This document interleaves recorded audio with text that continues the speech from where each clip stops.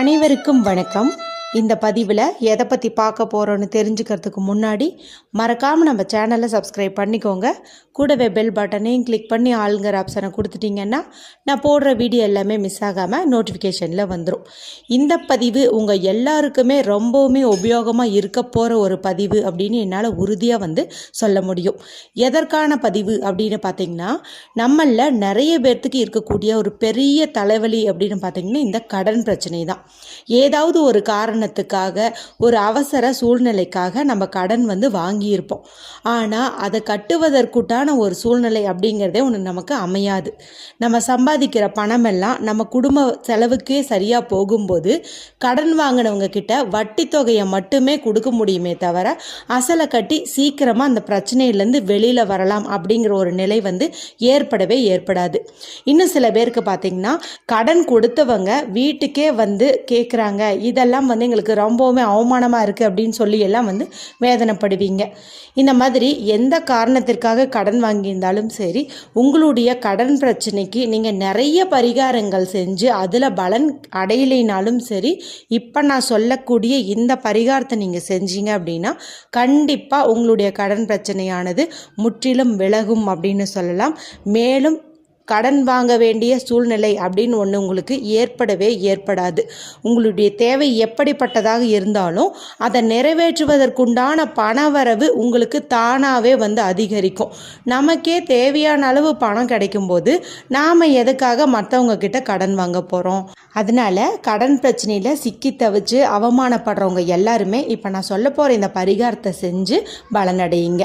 இந்த பரிகாரத்தை யாரெல்லாம் செய்யலாம் அப்படின்னு பார்த்தீங்கன்னா, யாருக்கெல்லாம் கடன் சுமை அதிகமாக இருக்கோ அவங்கெல்லாம் செய்யலாம். இப்போ கணவர் தான் கடன் வாங்கியிருக்காரு, அவருக்கு இந்த பரிகாரம் செய்கிறதுலலாம் நம்பிக்கை கிடையாது, நான் செய்யலாமா அப்படின்னு கேட்டிங்கன்னா தாராளமாக செய்யலாம். ஏன்னா உங்களுடைய கணவர் தானே, அவருடைய பிரச்சனை தீர்வதற்கு நீங்கள் தாராளமாக செய்யலாம். மேலும் நீங்கள் வாங்கின கடனானது பேங்க்கில் வாங்கியிருந்தாலும் சரி, இல்லை மற்றவங்க கிட்ட வாங்கியிருந்தாலும் சரி, கடன்கிறது கடன் தான். அதனால் நீங்கள் எந்த மாதிரி கடன் வாங்கியிருந்தாலும் பண்ணலாம். அதே போல் நகையை அடமானம் வச்சுருக்கிறீங்க, அந்த அடகு நகையை மீட்கவே முடியலை அப்படின்னு நினைக்கிறவங்களும் தாராளமாக இந்த பரிகாரத்தை செய்யலாம். ஏன்னா நகைக்கடன் அப்படிங்கிறதும் கடன்கிறதுக்கு கீழே தான் வரும். வீட்டு கடன், வாகன கடன், இப்போ கல்வி கடன்னு எந்த மாதிரி கடன் வாங்கியிருந்தாலும் சரி இந்த பரிகாரத்தை செஞ்சு பலனடையுங்க. இது எந்த நாளில் செய்யணும் அப்படின்னு பார்த்தீங்கன்னா, ஞாயிற்றுக்கிழமை நாளில் செய்யணும். ஞாயிற்றுக்கிழமை அப்படிங்கிறது சூரிய பகவானுக்கு உகந்த நாள். மேலும் நவ கிரகங்களில் பார்த்தீங்கன்னா ஒவ்வொரு கிரகத்துக்கும் ஒவ்வொரு கிழமை உண்டு. சூரியன், சந்திரன், செவ்வாய், புதன், குரு, சுக்கிரன், சனி எல்லாருக்குமே பார்த்தீங்கன்னா தனித்தனி கிழமைகள் உண்டு. ஆனால் இந்த ராகுவுக்கும் கேதுவுக்கும் உகந்த நாள் அப்படின்னு பார்க்கும்போது இந்த ஞாயிற்றுக்கிழமையே பார்க்கப்படுது. அதனால் இந்த பரிகாரத்தை நம்ம ஞாயிற்றுக்கிழமை தான் செய்யணும். ஏன்னா இது போல் கடன் பிரச்சனையில் நம்ம சிக்குவதற்கு காரணமே பார்த்தீங்கன்னா கேது பகவான் தான். கேதுவுக்கு உரியது அப்படின்னு பார்க்கும்போது ஞாயிற்றுக்கிழமையே சொல்லலாம். அப்போ அவருக்குரிய நாளில் இந்த பரிகாரம் செஞ்சோம் அப்படின்னா கண்டிப்பாக இதிலேருந்து மீண்டு வந்துடலாம். அடுத்து உங்களுக்கு ஒரு சந்தேகம் வரலாம், பெண்கள் இதை பீரியட்ஸ் டைமில் செய்யலாமா அப்படின்ட்டு. தாராளமாக செய்யலாம். மேலும் வீட்டில் ஞாயிற்றுக்கிழமை அப்படின்னாவே கண்டிப்பாக அசைவம் செய்வாங்க, சாப்பிடுவாங்க. அந்த மாதிரி இருந்தால் இந்த பரிகாரம் செய்யலாமான்னு கேட்டிங்கன்னா தாராளமாக செய்யலாம். பிறப்பு தீட்டு, இறப்பு தீட்டுன்னு எந்த சூழ்நிலையில் நீங்கள் சிக்கியிருந்தாலும் தாராளமாக செய்யலாம். இது எத்தனை வாரம் தொடர்ந்து செய்யணும் அப்படின்னு பார்த்தீங்கன்னா 16 ஞாயிற்றுக்கிழமை நீங்கள் செய்யணும். இப்போ நடுவில் ஏதாவது ஒரு சூழ்நிலை காரணமாக ஞாயிற்றுக்கிழமை நாளில் நீங்கள் உங்கள் வீட்டில் இல்லை, வெளியில் போயிட்டீங்க அப்படிங்கும்போது நீங்கள் அந்த ஞாயிற்றுக்கிழமையை கணக்கில் எடுத்துக்காமல் அதுக்கு அடுத்து வர ஞாயிற்றுக்கிழமை நீங்கள் கணக்கில் எடுத்துக்கலாம். இப்போ ஓரளவுக்கு உங்களுக்கு சந்தேகங்கள் தீர்ந்திருக்கும்னு நினைக்கிறேன். இப்போ பரிகாரத்துக்குள்ளே போகலாம். இந்த பரிகாரம் செய்வதற்கு நமக்கு தேவையானது அப்படின்னு பார்த்தீங்கன்னா கொள்ளுப்பருப்பு தேவைப்படுது. கொள்ளுப்பருப்பு அப்படிங்கிறது கேதுவுக்கு உரிய தானியமாக கருதப்படுது. நான் ஏற்கனவே சொன்ன மாதிரி ஞாயிறுங்கிறதும் கேதுவுக்கு உரிய நாள் தான். மேலும் கடன் பிரச்சனையில் சிக்குவதற்கு காரணமும் கேது பகவான் சொல்லிட்டேன் இல்லையா? அதனால் அவருக்குரிய தானியத்தை பயன்படுத்தி சாந்தி செய்யும் போது நம்மளுடைய கடன் பிரச்சனைங்கிறது கடலளவு இருந்தாலும் காணாமல் போகும் அப்படின்னே சொல்லலாம்.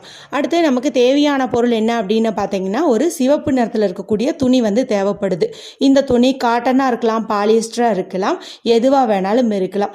இப்போ ஒரு பெரிய ப்ளவுஸ் பிட்டாக நீங்கள் அந்த லைனிங் கிளாத் இருக்குது இல்லையா, அதில் நீங்கள் ரெட் கலர் வாங்கிட்டு வச்சுக்கிறதும் கூட சிறப்பு தான். ஏன்னா ஏன்னா நம்ம தொடர்ந்து 16 ஞாயிற்றுக்கிழமை பண்ணும்போது ஒரு மீட்டர் துணி அப்படிங்கிறது நமக்கு சரியாக வரும் அப்படின்னு வந்து நினைக்கிறேன். இதை வந்து நீங்கள் 16 பீஸாக சதுரமாக வந்துட்டு கட் பண்ணி வச்சுக்கோங்க. இப்போது இந்த பரிகாரத்தை பார்க்குறவங்க எங்கள் வீட்டில் வந்து சிவப்பு கலரில் துணி இல்லை, எங்களுக்கு வேறு ஏதாவது ஆப்ஷன் இருக்கா அப்படின்னு வந்து கேட்காதீங்க.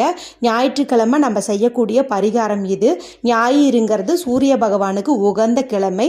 சூரிய பகவானுக்கு உகந்த நிறம்னு பார்க்கும்போது சிவப்பு நிறம் தான். அதை வந்து நீங்கள் பயன்படுத்துறது அப்படிங்கிறது ரொம்ப ரொம்ப அவசியம். உங்கள் வீட்டில் அந்த கலரில் துணி இல்லை அப்படிங்கும்போது நீங்கள் வாங்கிட்டு வந்து வச்சுட்டு அடுத்த வாரம் ஞாயிற்றுக்கிழமை கூட இந்த பரிகாரத்தை நீங்கள் தொடங்கிக்கலாம்.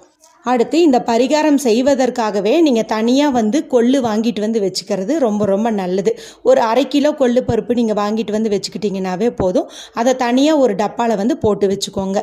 இப்போ இந்த வீடியோ பார்க்கும் சமயத்தில் உங்கள் வீட்டில் புதுசாக வந்து கொள்ளு இல்லை அப்படின்னு நினச்சிங்கன்னா நீங்கள் இன்றைக்கி கூட வாங்கிட்டு வந்து வச்சுக்கலாம்.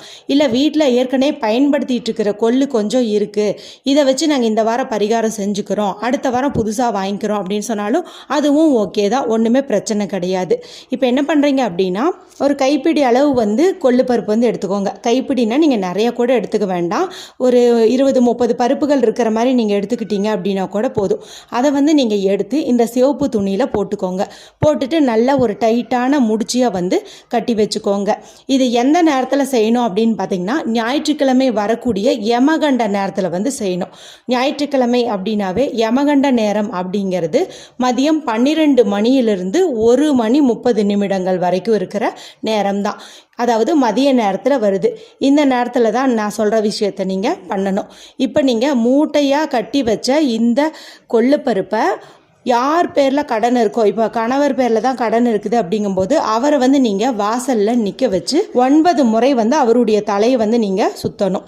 ஆன்டி கிளாக் வைஸில் வந்து சுற்றுங்க, அதாவது இடமிருந்து வலம் வந்து சுற்றுங்க. இப்படி சுற்றி முடித்த கையோட இதை நீங்கள் மூட்டையோடு சேர்த்து அப்படி நீர்நிலைகள் பக்கத்தில் இருந்துச்சு அப்படின்னா நீங்கள் அங்கே வந்துட்டு கொண்டு போய் இதை போட்டுடலாம்.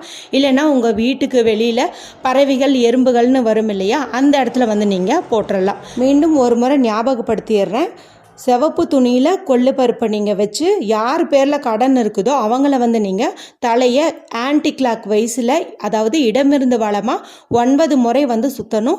சுற்றின கையோடு அதை வந்துட்டு நீங்கள் பறவைகளுக்கோ எறும்புகளுக்கோ உணவாக போட்டுடணும். இல்லைன்னா நீர்நிலைகள் பக்கத்தில் இருக்குது அப்படிங்கும்போது அங்கே கூட நீங்கள் போட்டுடலாம். ஏன்னா நீர்நிலைகளுக்குள்ளே பார்த்தீங்கன்னா மீன்கள் எல்லாம் இருக்கும் இல்லையா, அது கூட உணவாக வந்து இதே பயன்படுத்திக்கும். இதுபோல் தொடர்ந்து நீங்கள் 16 ஞாயிற்றுக்கிழமை வந்து செஞ்சு வந்தீங்க அப்படின்னா நிச்சயமாக வந்துட்டு உங்களுடைய கடன் பிரச்சனை அப்படிங்கிறது தீரும். அடுத்து திரும்ப கடன் வாங்காத சூழ்நிலை வேணும் அப்படின்னு நினைக்கிறவங்க கஸ்தூரி மஞ்சள் இருக்குது இல்லையா, அந்த கஸ்தூரி மஞ்சளை வாங்கி அதை பன்னீரில், அதாவது ரோஸ் வாட்டரில் வந்து குழப்பி ஒரு கிண்ணத்தில் வந்து போட்டு வச்சுக்கோங்க. தினந்தோறும் காலையில் எழுந்ததும் குளிச்சுட்டு உங்களுக்கு பூஜை செய்யும் பழக்கம் இருந்தாலும் சரி இல்லைனாலும் சரி இந்த கஸ்தூரி மஞ்சளை எடுத்து உங்களுடைய 2 உள்ளங்கையிலையும் வந்துட்டு தேய்ச்சிக்கோங்க. இதன் மூலமாக உங்களுக்கு வந்து வற்றாத பணவரவு வந்து ஏற்படும். நான் முன்பே சொன்ன மாதிரி திரும்ப கடன் வாங்க வேண்டிய சூழ்நிலை அப்படின்னு ஒன்று ஏற்படாது. இந்த பரிகாரத்தில் உங்களுக்கு நம்பிக்கை இல்லை அப்படின்னாலும் தான தர்மங்கள் மீது உங்களுக்கு நம்பிக்கை இருந்தால் தாராளமாக வந்துட்டு இதை செஞ்சு பாருங்கள். ஏன்னா நம்ம பிற உயிருக்கு உணவுகள் வந்து தானமாக கொடுப்பதன் மூலமாகவே நம்முடைய கர்ம வினைகளும் கஷ்டங்களும் வந்து குறையும்னு சொல்லுவாங்க. அந்த வகையில் பார்க்கும்போது நீங்கள் பயன்படுத்த போகிற கேதுவுக்குரிய இந்த தானியத்தை நீங்கள் தானமாக தான் வந்து மற்ற உயிர்களுக்கு வந்து போடுறீங்க. இதன் மூலமாகவே நிச்சயமாக வந்து உங்களுடைய பிரச்சனைகள் எல்லாமே தீரும். கடன் பிரச்சனையும் தீரும், கஷ்டங்கள் கவலைகள் எல்லாமே வந்து தீரும். நம்பிக்கையோடு செஞ்சு பாருங்கள். ஏதாவது சந்தேகங்கள் இருந்துச்சு அப்படின்னா எனக்கு கமெண்ட் பண்ணுங்கள், ரிப்ளை கொடுக்குறேன். வீடியோ பிடிச்சிருந்தால் மற்றவங்களோட ஷேர் பண்ணுங்கள், லைக் பண்ணுங்கள், கமெண்ட் பண்ணுங்கள். மற்றும் ஒரு பயனுள்ள பதிவில் உங்களை சந்திக்கிறேன். நன்றி, வணக்கம்.